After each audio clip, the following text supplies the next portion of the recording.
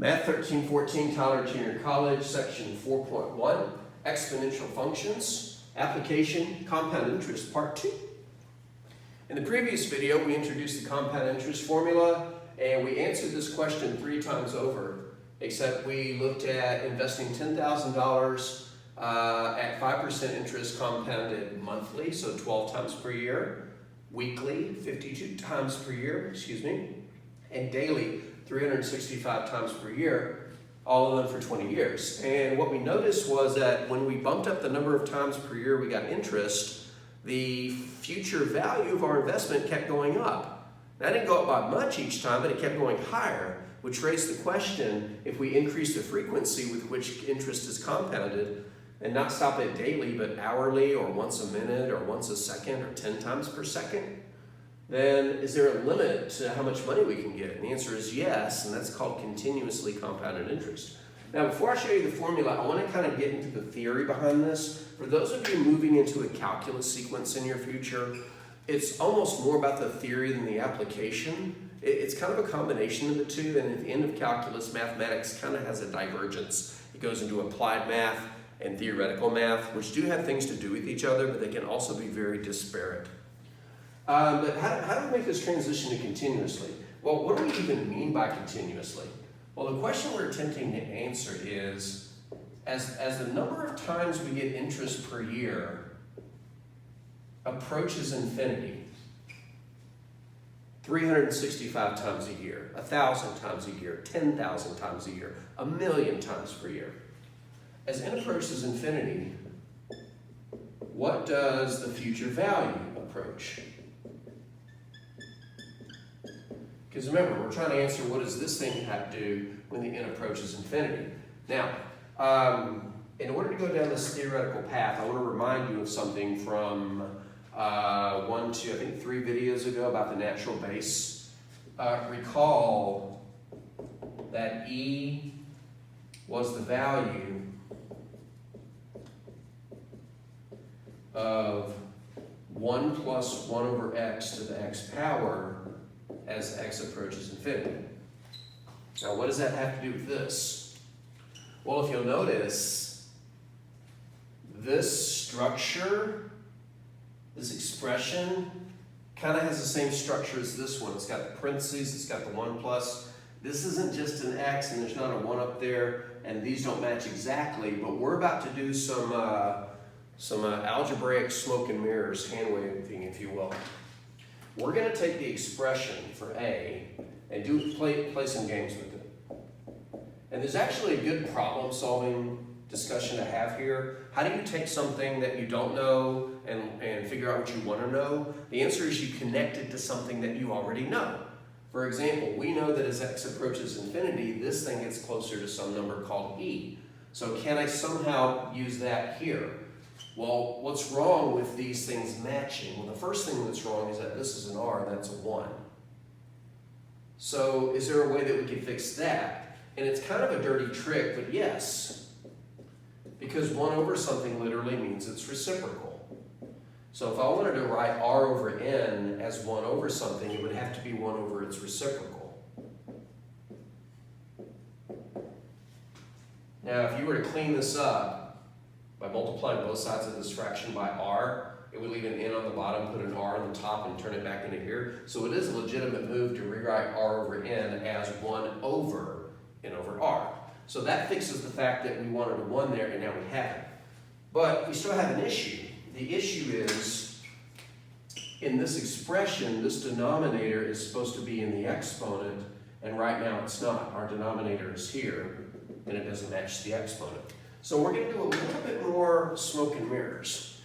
This is an algebra trick called it's called what I call a balancing act. If there's something missing, you can put it there, provided that you balance it out somehow.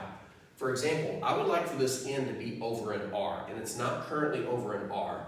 So I'm going to do a balancing act in the exponent.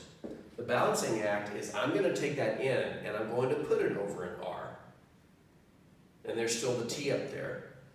But how do you balance a division move? Think about solving equations. If there's something that's divided and you want to get rid of it, what's the opposite of dividing? Multiplying. if I multiply by an r inside of there, which seems kind of random, but these r's would cancel and take me back to the n times t, I just kind of, well, uncanceled them for the time being. And the reason I uncanceled them is because this expression is demanding that this denominator match this exponent, and this exponent was missing the r underneath the n. So there was a lot of things that motivated these moves. I want an r under this n to match this, but I can't just throw in an r unless I balance it by multiplying by an r. So what does that get us? Well, I'm going to do one more thing. I'm going to unmultiply these exponents. Remember we had an exponent rule, it was up there videos ago, that said if you raise a base to a power and then another power, you can multiply the powers. Well, I'm going to unmultiply them by introducing a new set of parentheses. Parentheses, 1 plus 1 over n over r, close parentheses, to the n over r power, close parentheses to the rt power. Again, for those who are not acclimated to doing such algebraic gymnastics, it may seem like that I'm just randomly doing things, when the truth is, every move that I'm making is motivated by trying to connect what I want to know to what I already know.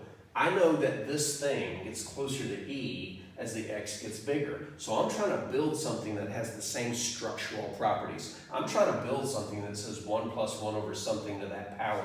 I fixed the 1 over using a little bit of reciprocating. I fixed the missing r to the power by doing a balancing act. And now I'm unmultiplying it so that I can expose this thing. Now, I know this doesn't look like this because this has x's here and this has n over r's. But structurally, it's exactly the same. The only difference is I'm calling this n over r instead of x. But we're asking what happens to this as n approaches infinity. Well, as n approaches infinity, then n divided by r also approaches infinity. Why? Because the r is just a number. In this case, it's 5%. And it doesn't matter what's down there. If the top of a fraction gets larger while the bottom stays put, then the fraction is going to blow up. So I know that this thing is approaching infinity. And we know that when that thing approaches infinity, this thing approaches e, which means everything inside this red rectangle approaches e, which means we get the p in front, everything in there becomes e, and we still have this rt over here. Now, I just took you through what may have been an algebraic headache, but if there's only one person, either in the class I'm currently teaching or in future classes, or some random observer on YouTube watches this and goes, oh, I kind of see what you did, mission accomplished. So what does all this mean? This means if you're doing a continuously compounded interest problem, that's our formula. So we're going to get rid of this for now and replace it with the new formula. Continuously compounded interest. And the only time you use this formula is when it says compounded continuously. It's what I call the PERT formula. A equals P times e to the RT power. The P is still the principal, the R is still the interest rate, the T is still the time of the investment. There is no more n because the n blew up to infinity. Now, for people just wanting to know what do you want me to do, if you looked at the description of the video, it probably said started, whatever time mark this is. So here's how you answer what is the future value for continuously compounded interest. If you just sped to this part of the video, everything prior to this was transforming the original compound interest formula into this one, and this is an E. If you're curious, go back and watch it. All right, our principal is $10,000. Our interest rate is 5%, so it's a decimal 0.05. Our time is 20 years, and this means that our future value is 10,000 times E to the 0.05 times 20. And then how you choose to put it in a calculator is up to you. well, it's not really up to you. It depends on the type of calculator that you have. Let's see, I'll use the one-line calculator. I'll just type this in here. All right, 10,000 times, and remember in this calculator I have to type the exponent first, but since the exponent's a multiplication problem, I'll open up some parentheses. Parentheses, 0.05 times 20, close parentheses, oh, that's equal to 1. And now I'll raise that e to that power and then press equals. And we get $27,182.82 when we round it. So approximately $27,182.82. If you recall from the end of the previous video, when it was compounded daily, our value was $27,180.96. So it's only about not even $2 more, but again, who's going to turn down the larger payoff at the end? So any problem that says continuously compounded interest, you use this formula. There is no n because the n goes to infinity, and you get what is basically the largest return on your investment based on compounding more frequently. You want more money at the end, you either have to invest more, get a higher interest rate, or let it sit for longer.